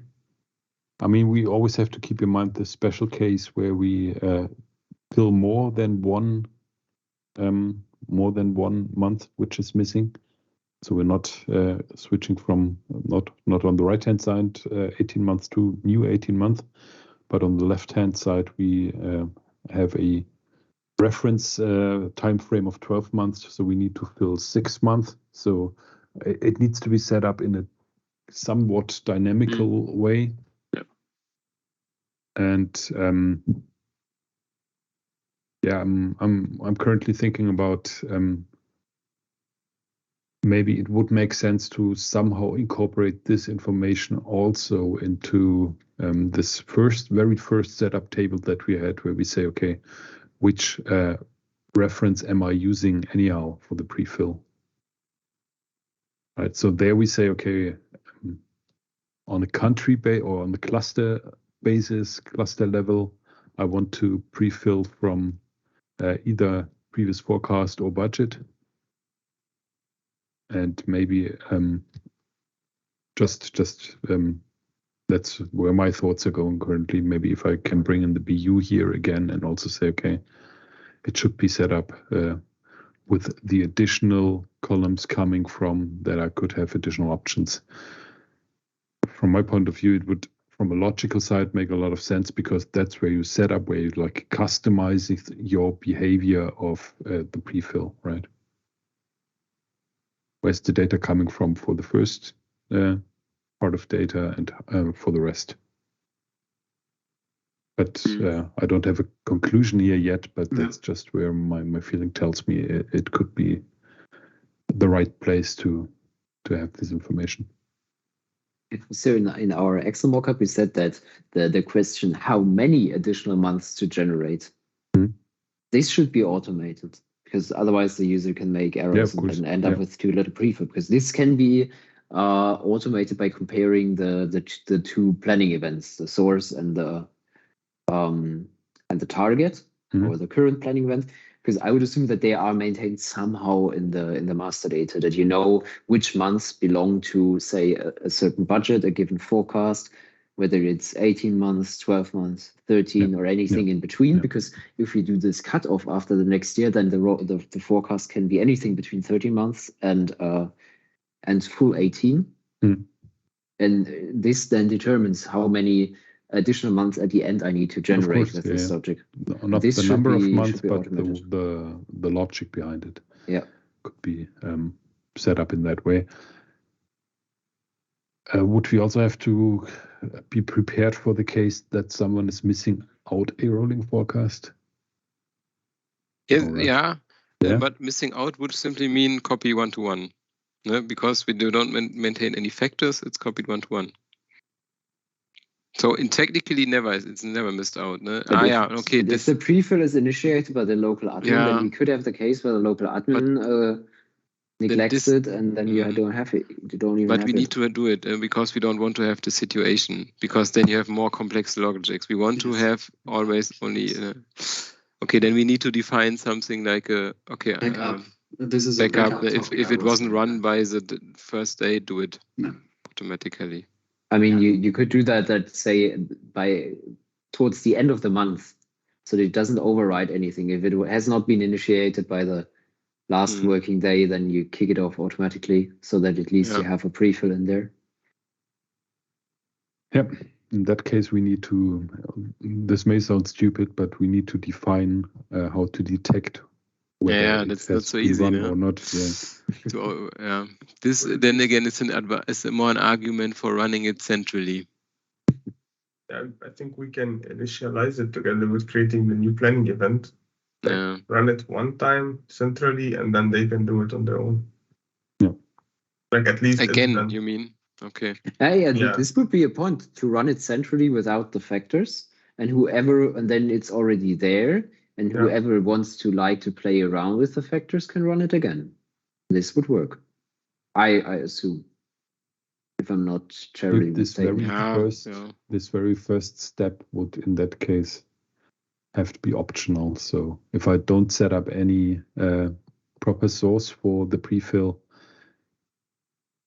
there's a default. Is always the last RFC. Default is always last. So when you create an RFC, so basically. It's always the last RFC, that should be the default when it's not maintained. So then the global would do the standard case. In case the local admin wants to do it differently, then they have to run it again. Yeah, but this I don't actually. Let's take this offline with Dennis and Mona. I don't like doing this twice. This again creates complexity in the process. I would really like, there's a straight process, run it once centrally. So until then, please maintain the table period. Agree. Because we have really not so good experience with this all flexibility. Yes. So however we do it, in order for this logic to work, we have to make sure that the prefill is in any case run every month. So that there's at least one prefill from the month back to copy from. Yeah. Because for this logic, we need at least 12 months always to have something to copy from.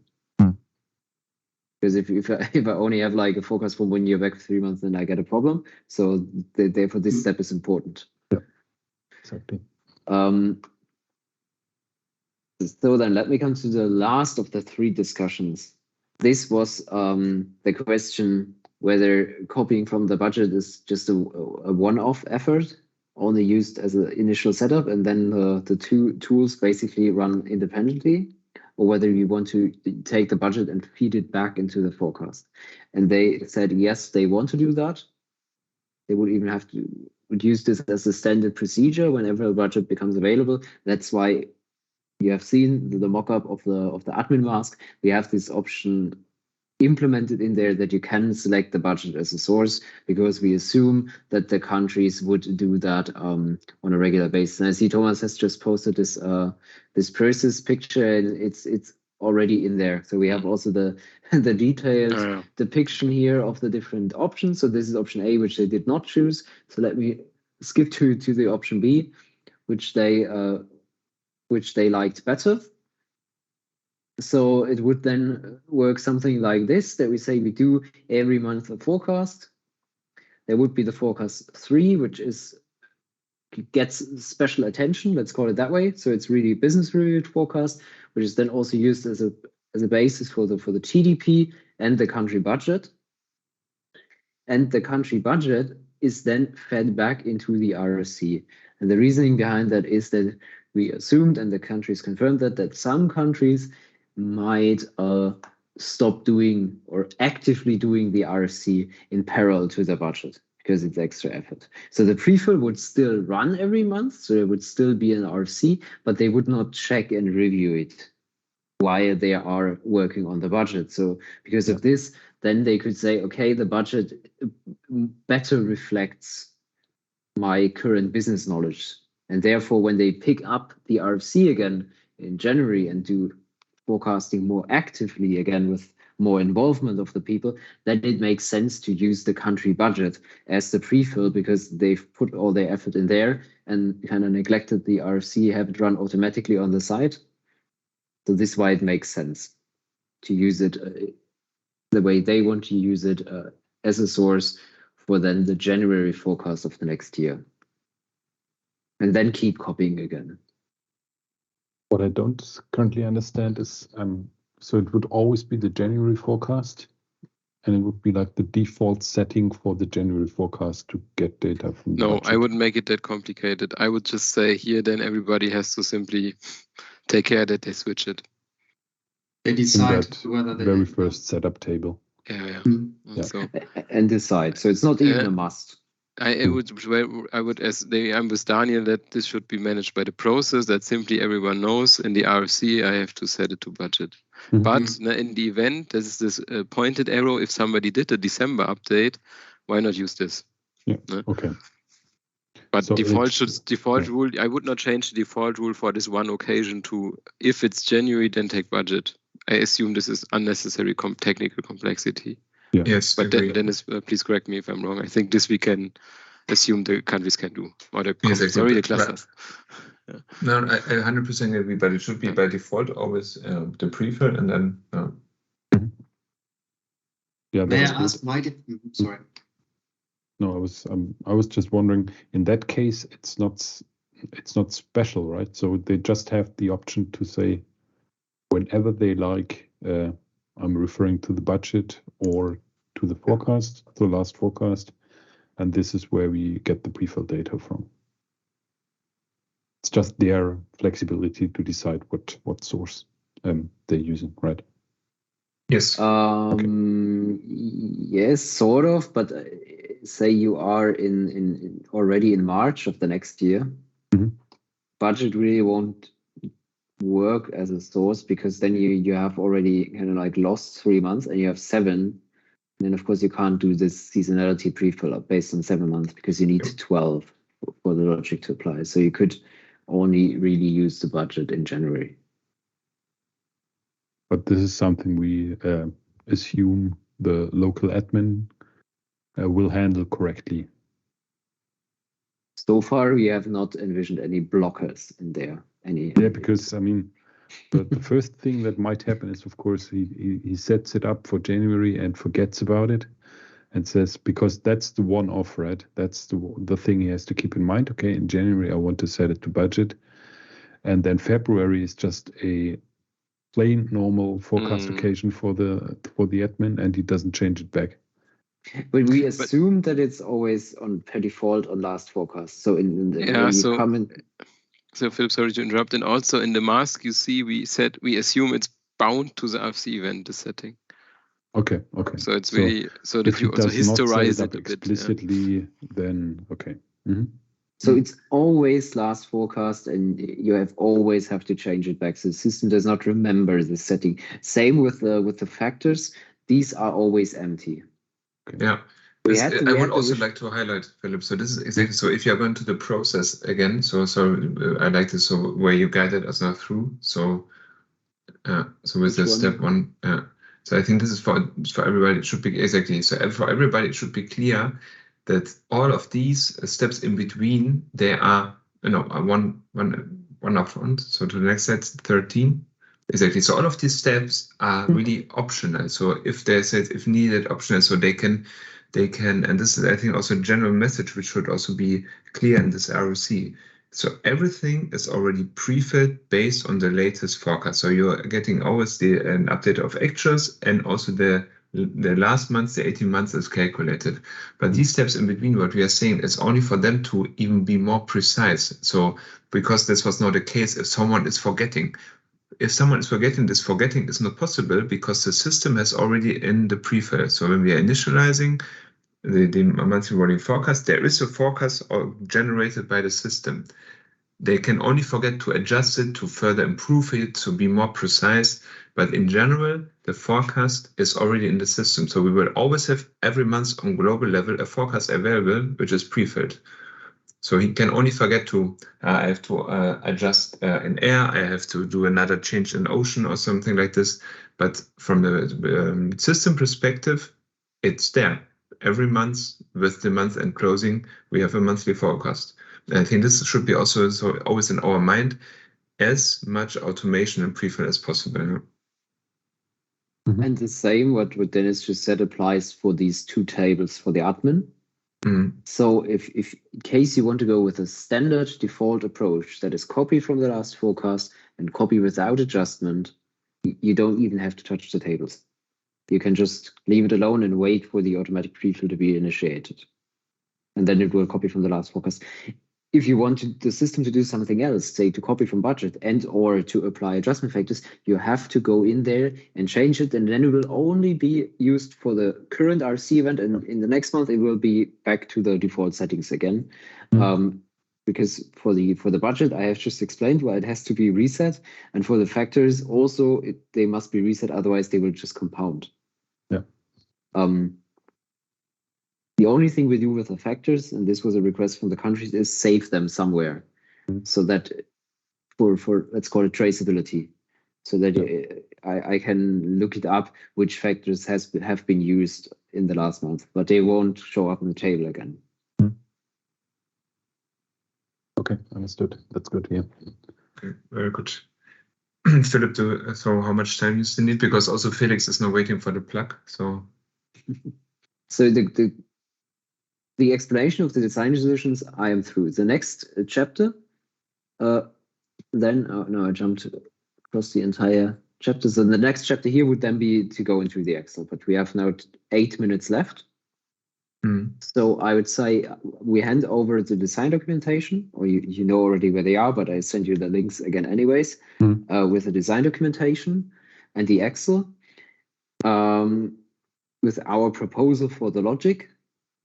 In case you have any questions, Dirk, we can schedule another meeting, or we can schedule a short meeting anyway where I guide you through the Excel, how we created the mockup and how it works.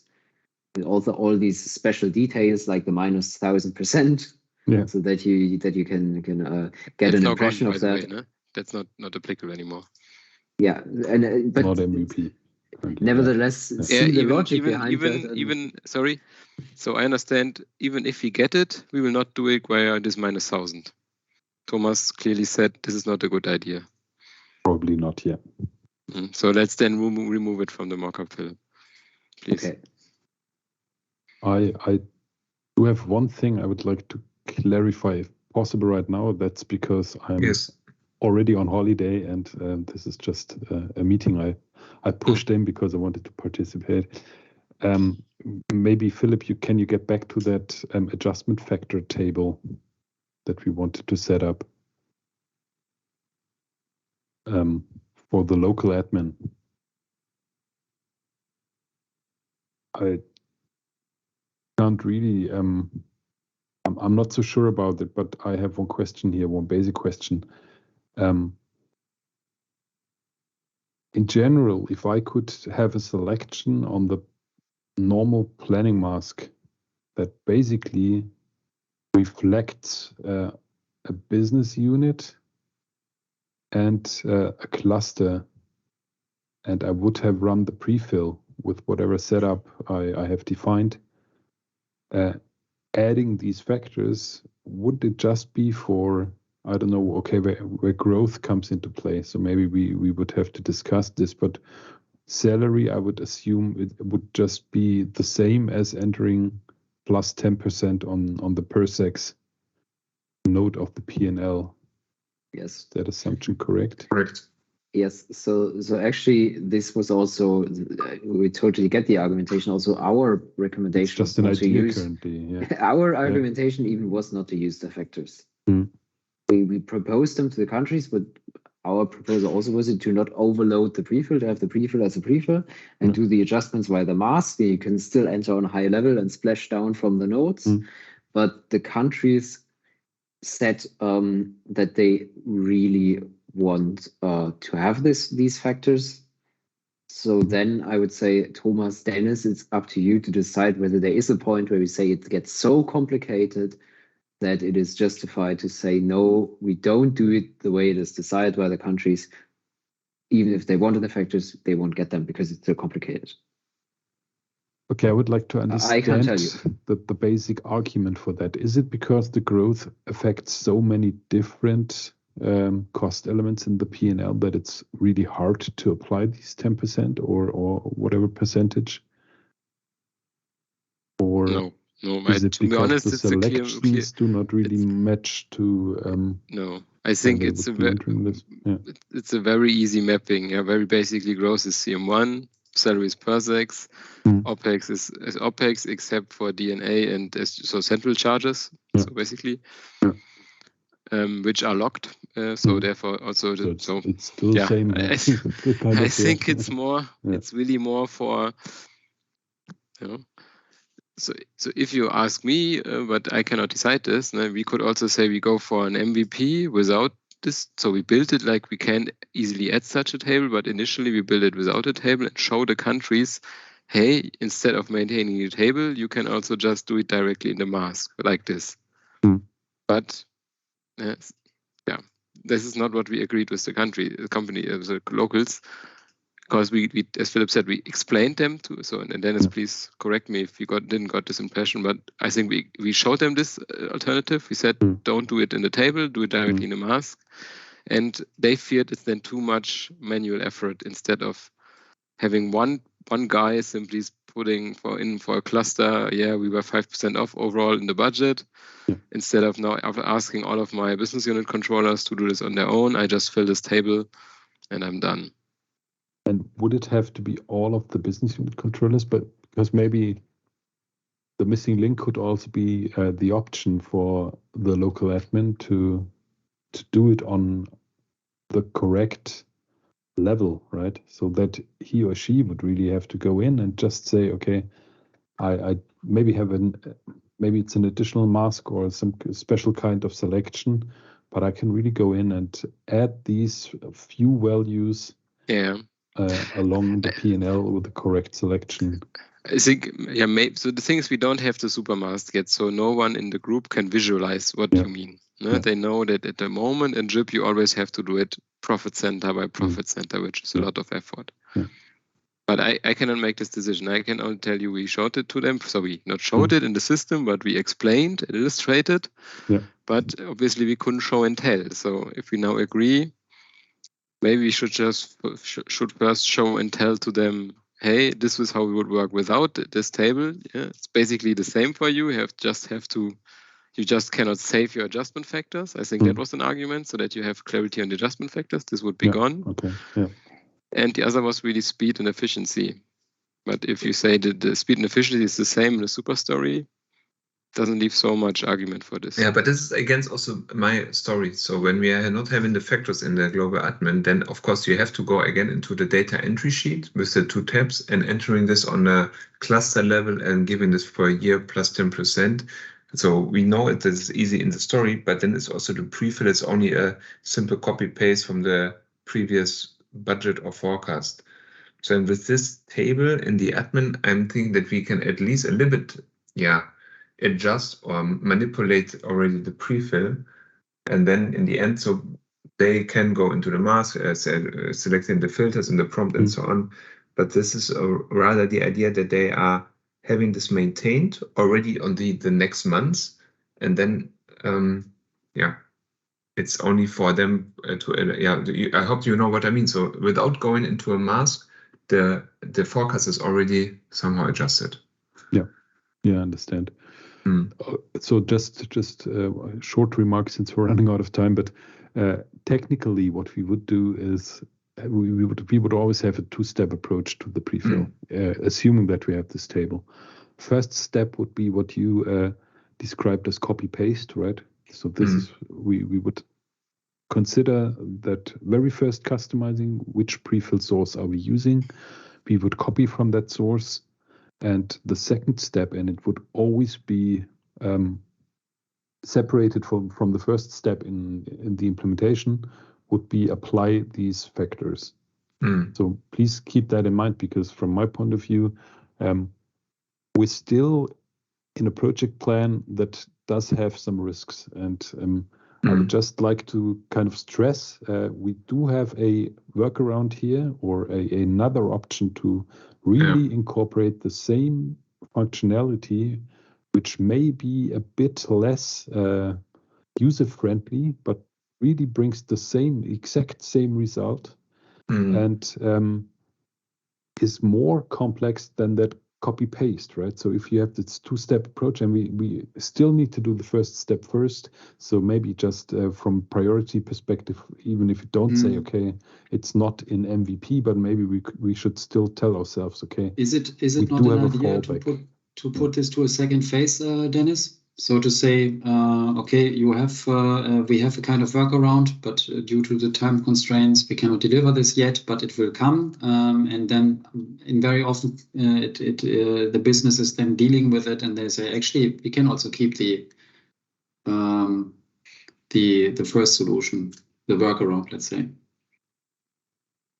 But I think it's actually a big change rather to the users, not a small one, because if you just give them a copy paste without any filling for the factors, I think that's really a lot of effort, to be honest, on their side.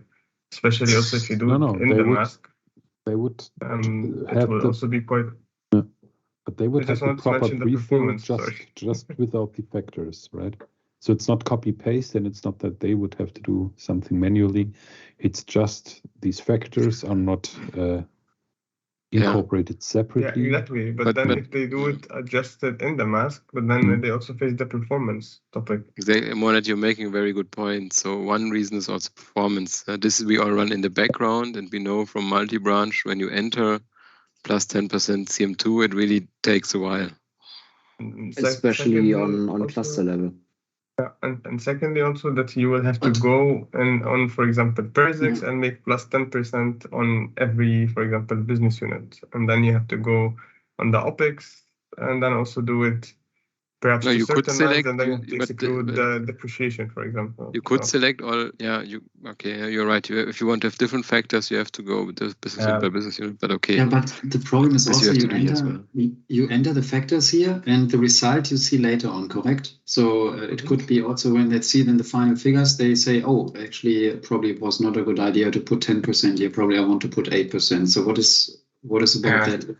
This is also a valid point, of course, Daniel. So, and also I'm also thinking, because this is now, because in the end, so this is so you have to fill in the table perhaps only once when you are also copying the budget, because then you will copy the previous rolling forecast, and then you have already very good base, and then it's only that you're updating the actual months.